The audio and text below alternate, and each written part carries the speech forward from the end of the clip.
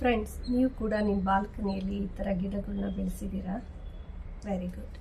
ಯಾಕೆ ಕೇಳಿದೆ ಅಂದರೆ, ಬೆಂಗಳೂರಲ್ಲಿ ತುಂಬಾ ಏರ್ ಪೊಲ್ಯೂಷನ್ ಆಗ್ತಾ ಇದೆ. ಹಾಗಾಗಿ ನಾವು ಉಸಿರಾಡೋ ಗಾಳಿ ಕೂಡ ಸ್ವಚ್ಛವಾಗಿಲ್ಲ.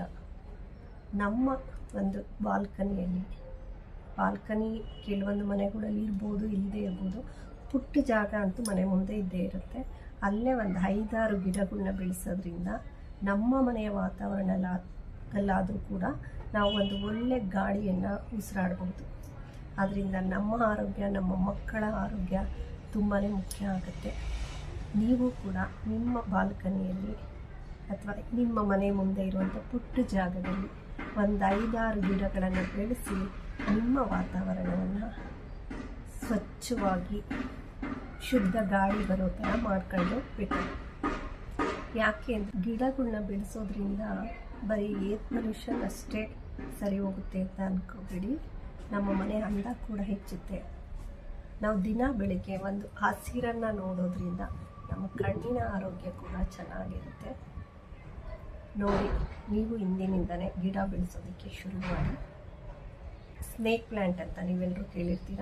ಇದು ಒಂದು ಆ್ಯಕ್ಚುಲಿ ಏರ್ ಪ್ಯೂರಿಫೈಡ್ ಪ್ಲ್ಯಾಂಟ್. ತುಂಬ ಲೋ ಮೇಂಟೆನೆನ್ಸ್ ಪ್ಲ್ಯಾಂಟ್ ಅಂತಲೇ ಹೇಳ್ಬೋದು. ಈ ಪ್ಲ್ಯಾಂಟನ್ನು ಇಟ್ಟರೆ ನೀವು ವಾರಕ್ಕೆ 1 ದಿನ ನೀರು ಹಾಕಿದ್ರೂ ನಡೆಯುತ್ತೆ. ತುಂಬ ದಿನ ನೀರು ಇಲ್ಲದೆ ಇದ್ರೂ ಕೂಡ ಗಿಡ ಚೆನ್ನಾಗಿರುತ್ತೆ. ಆ ಥರ ಪ್ಲ್ಯಾಂಟ್ಸ್ನ ಹಾಕೋದು ಬೆಟರು. ಅದು ಸಾಧ್ಯ ಇಲ್ಲ ಅಂದರೆ ಅಟ್ಲೀಸ್ಟ್ ಪುದೀನ, ಅಲೋವೆರಾ, ದೊಡ್ಡ ಪತ್ರೆ ಈ ಥರದ್ದು ಹಾಕಿದ್ರೆ ಅಟ್ಲೀಸ್ಟ್ ಆರೋಗ್ಯಕ್ಕೂ ಒಳ್ಳೆಯದು. ಇನ್ನು ಪ್ಲ್ಯಾಂಟ್ಸ್ಗೆಲ್ಲ ದುಡ್ಡು ಖರ್ಚು ಮಾಡಿ ತೊಗೊಂಡ್ಬರಬೇಕು, ಅದೆಲ್ಲ ಸುಮ್ಮನೆ ಇನ್ವೆಸ್ಟ್ಮೆಂಟ್ ಯಾಕೆ ಬೇಕು ಆ ರೀತಿಯೆಲ್ಲ ನೀವು ಯೋಚನೆ ಮಾಡಬೇಡಿ. ಯಾಕೆಂದರೆ ಒಂದು ಗಿಡ ಬೆಳೆಸೋದ್ರಿಂದ ಸಿಗೋ ಖುಷಿಯೇ ಬೇರೆ ಇರುತ್ತೆ. ನೀವು ಒಂದು ಗಿಡ ನೆಟ್ಟು ಖುಷಿ ಪಡಿ. ನಾನಿರೋದು ಕೂಡ 2nd ಫ್ಲೋರಲ್ಲಿ. ಅದರಲ್ಲೂ ಒಂದು ಪುಟ್ಟ ಬಾಲ್ಕನಿ ಇದೆ. ಅದರಲ್ಲೇ ನನಗೆ ಸಾಧ್ಯ ಆಗೋ ಥರದ ಗಿಡಗಳನ್ನ ಚಿಕ್ಕ ಪಾಟಲ್ಲೇ, ಹೊಸ ಪಾಟ್ ತರಬೇಕು ಅಂತ ಏನಿಲ್ಲ. ಮನೇಲಿ ಯಾವುದಾದ್ರೂ ವೇಸ್ಟ್ ಪ್ಲಾಸ್ಟಿಕ್ ಇದ್ದರೆ ಅದರಲ್ಲಿ ಹಾಕಿದ್ರೂ ಚೆಂದಾನೆ.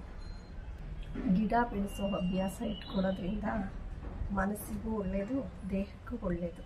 ಇನ್ನು ನಾವು ಬಾಡಿಗೆ ಮನೇಲಿದ್ದೀವಿ, ನಮಗೆ ಓನರ್ ಬೈತಾರೆ, ಈ ಥರದ್ದೆಲ್ಲ ಇರುತ್ತೆ. ಸಾಧ್ಯನೇ ಆಗಲ್ಲ ಅನ್ನೋರಿಗೆ ಏನೂ ಮಾಡೋಕ್ಕಾಗಲ್ಲ.